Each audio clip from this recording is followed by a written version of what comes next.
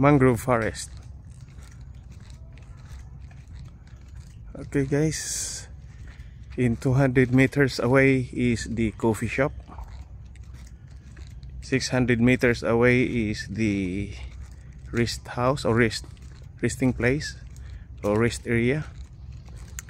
And in 2 kilometers is the steel boat, naval steel boat.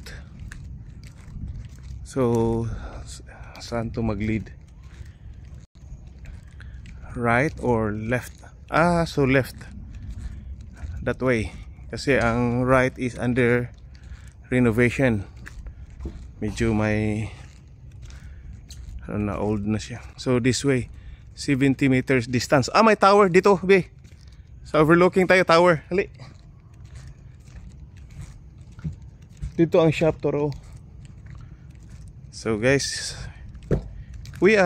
buti na lang umulan. Saktong tapos ng ulan. At malamig ang paligid. Or else very humid dun sana rito. Akyatin natin yung tower guys para ma-view natin ang paligid. So ito yung tower. Yan. We have to view the surroundings. Kung mag-boat, dito dadaan yung boat. Paikot 100 per head sa boat. Pero nagtitipid tayo. Wala tayong pera. Kulang pa sa panggas. So dito na lang tayo maglakad. At the same time, we can breathe and our lungs can exercise. Limit person in observation 10 persons.